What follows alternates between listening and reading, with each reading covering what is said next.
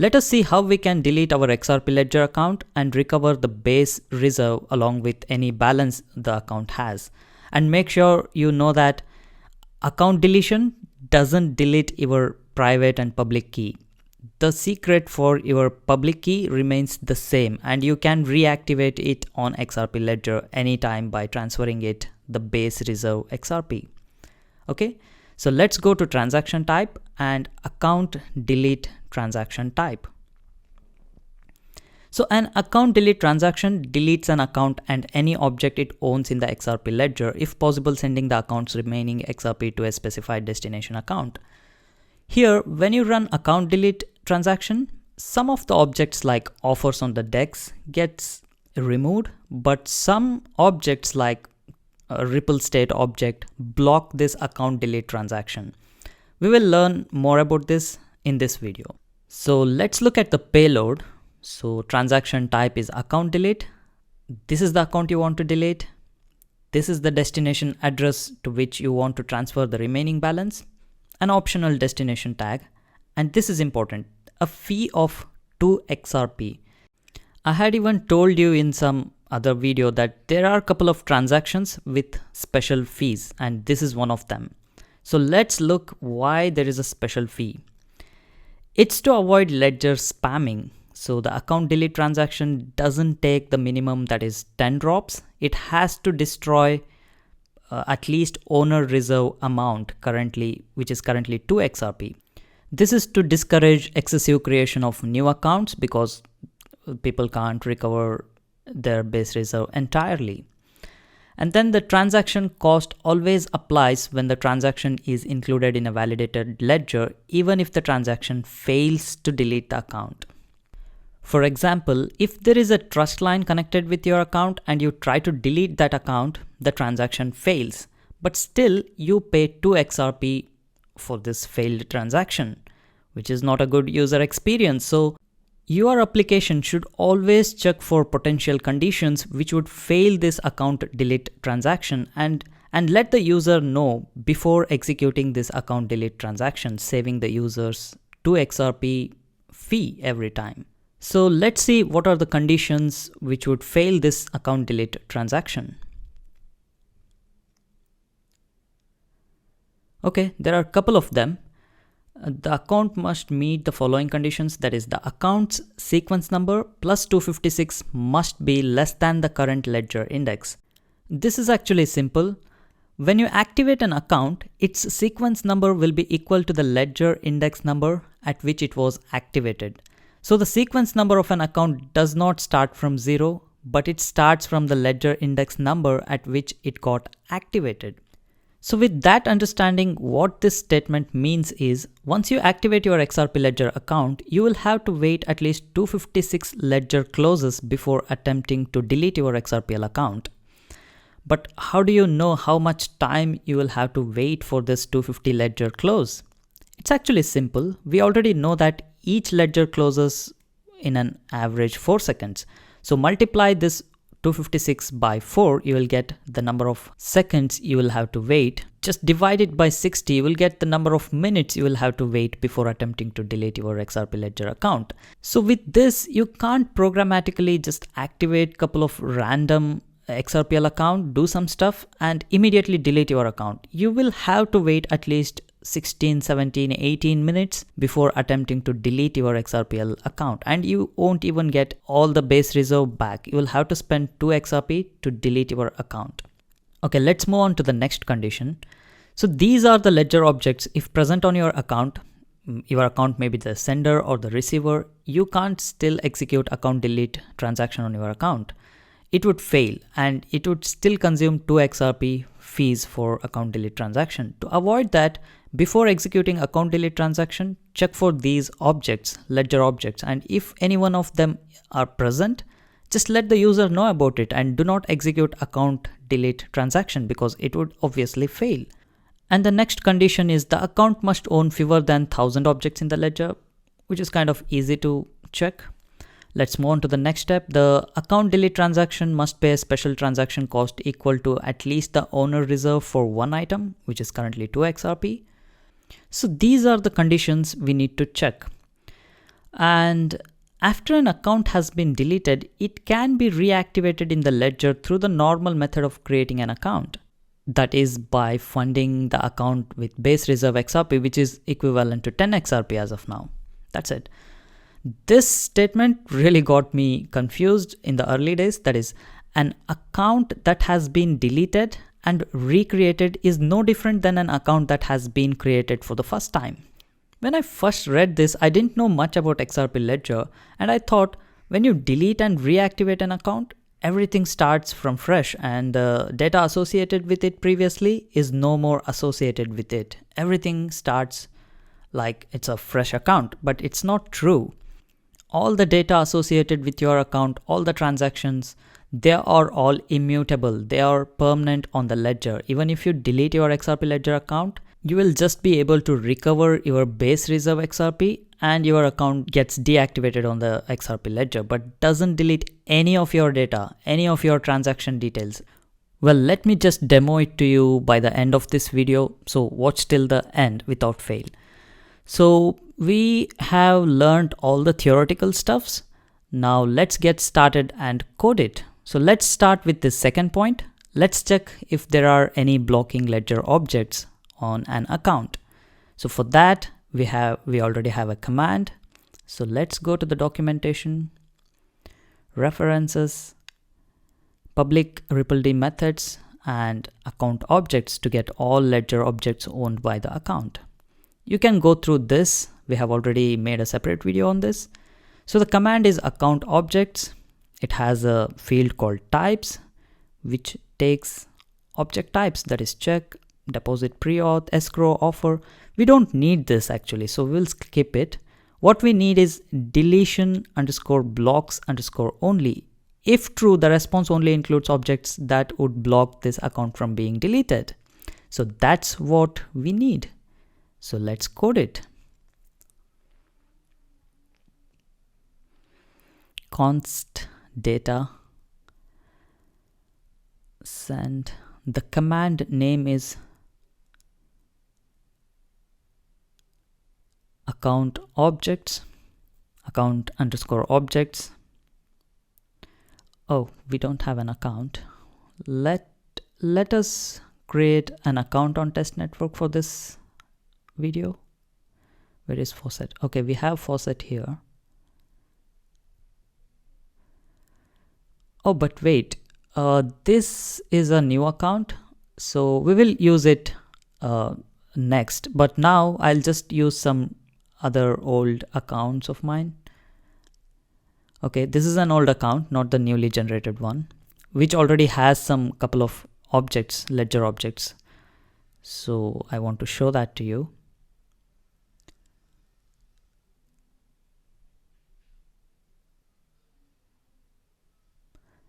So account underscore objects, it has two objects.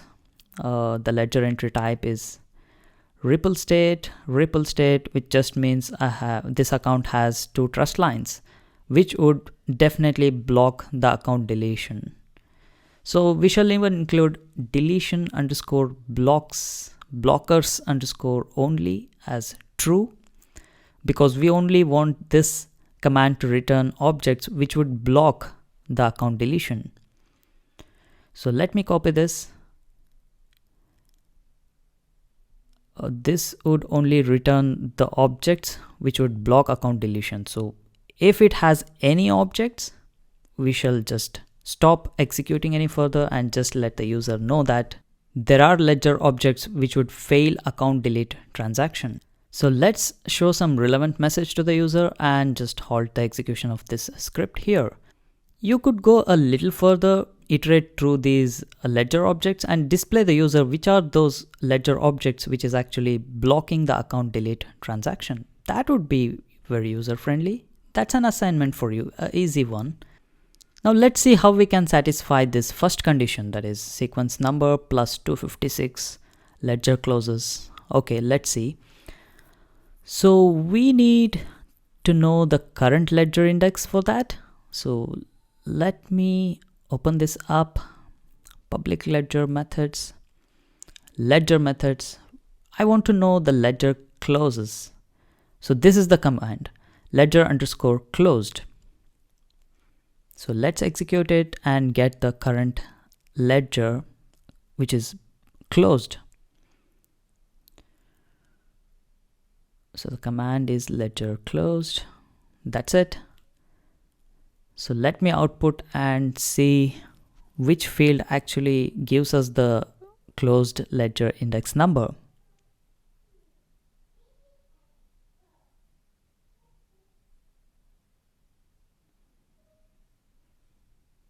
Oh, it would block. Yeah, it would block. Let me comment these lines of code.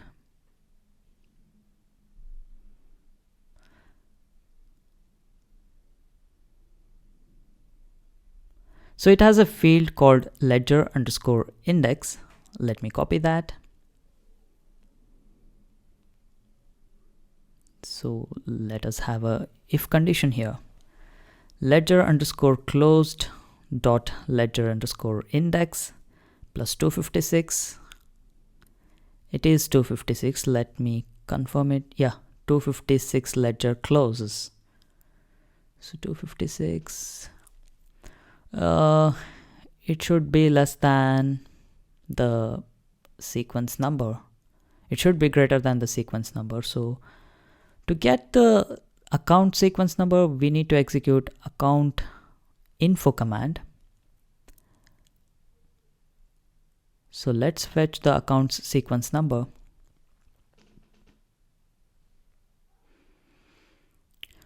Well, I remember something, that is account underscore info. This command itself has the current ledger sequence number. So let me just show you the code for that. So this is the command account underscore info, and this is how you get current ledger index number and also your account's sequence number. Very good. We need not execute two different commands. You could just use this single command and get both the information, saving some round trips. Okay, so it's an assignment for you.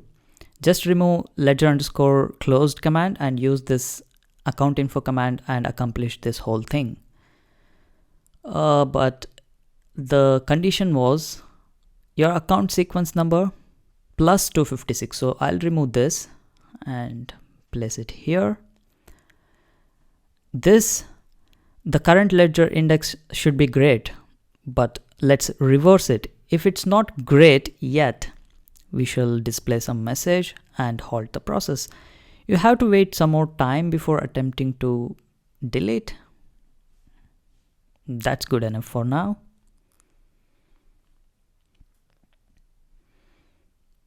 So just halt the execution of this script any further. So let us check now. And to check this, you'll have to have a new account. Let me generate a fresh account. Okay, let me copy the R address. Let us wait. Okay, it got created. That is, it got created and activated.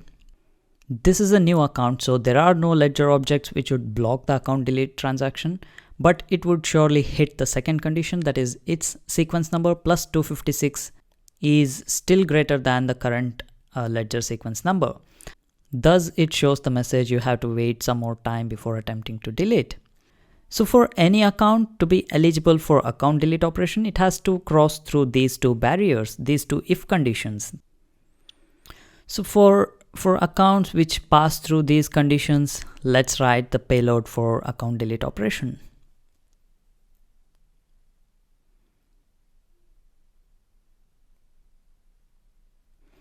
Transaction type is account delete.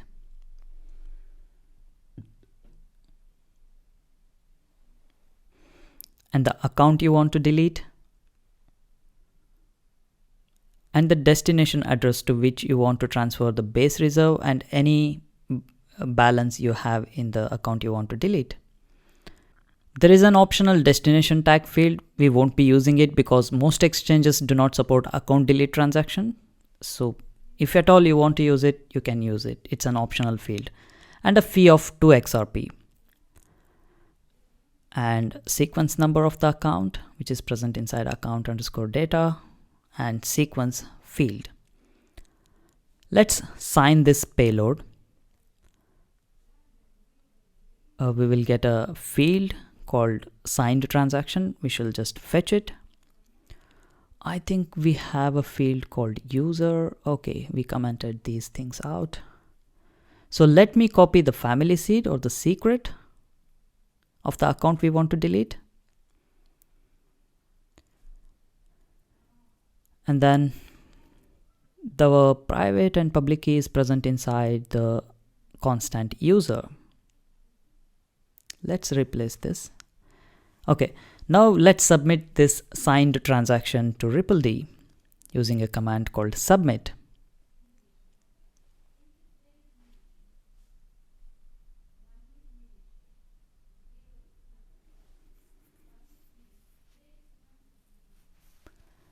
tx_blob, just assign signed transaction value to it. Let's display the result. But my guess is it's not been 17 minutes after we created that new XRP Ledger account, but let's try it. Okay, you have to wait some more time before attempting to delete. Meanwhile, let's calculate how many more minutes the user has to wait before attempting to execute this once again. So let's write that logic. Just copy this, subtract it with the current ledger index, and then inside console log, I'll just use this timer, multiply it by 4 because every ledger closes on an average of 4 seconds. So timer, multiply it by 4 to get the number of seconds you have to wait. Divide it by 60, you will get the number of minutes you will have to wait. But let me put this in brackets just to prioritize it. So that's it. So this way the user experience is enhanced. The user just knows how many more minutes they have to wait before attempting to delete their account, which is 10.9. It's minutes, not seconds. So the user has to wait 10.9 minutes before trying to execute this script once again. We could even truncate it by using some JavaScript method. I think it's too fixed. Let's fix it for 2 fields after decimal point, just to make it look good.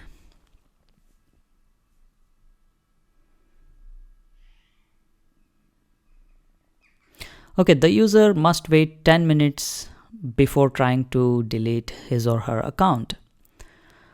Okay, meanwhile, we can just change this hard-coded R address because we have the address inside the user constant, user.address. Again here, user.address. It's not a good practice to hard-code things like that. This is the account we want to delete, which is present inside user.address. Yeah, that's it. Meanwhile, I had paused the recording for a couple of minutes, so I'm sure it has passed the 17 minutes mark now. Yeah, the transaction was applied and final only in a validated ledger. So this account delete transaction got executed. Let me comment out all these code we wrote. Now let's see if it actually got deleted or deactivated from XRP Ledger. Simple method is just use account info command and see the output.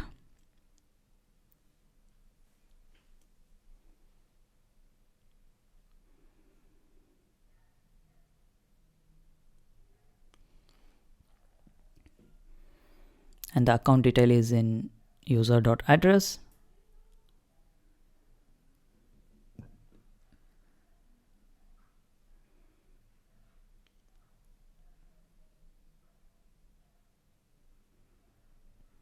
As you can clearly see, account not found message will be thrown out at you. It's an error message, by the way. But that doesn't mean your account details got deleted. That is, your transaction details or any other data which was associated with your account got deleted. It's not true. Let me prove that to you. Go to this transaction type It's account underscore tx, which fetches the transactions of your account. Just paste it here. Just check with the output. All your previous transactions or all the data associated with your account previously is still there on the ledger. It will not get deleted with the deletion of your XRP Ledger account. Account delete just deactivates your account. Once you deposit the base reserve number of XRP, it just gets reactivated. That's all account delete does. So there are only 2 transactions with this new account. The first one was, let me show that to you. The first transaction was indeed create node. That is, this account got created with the first transaction with 1000 XRP. Okay. And the next transaction itself was account delete transaction. You can see affected node, deleted node. This is the modified node, which is the destination accounts detail. You can just check with it. And this deleted node is the node or the XRPL account we deleted. You can go to any test network explorer, paste this destination account or the destination account you used. You can see the result of this account delete transaction. That is, the base reserve of the account deleted gets transferred to your alternate account or destination account.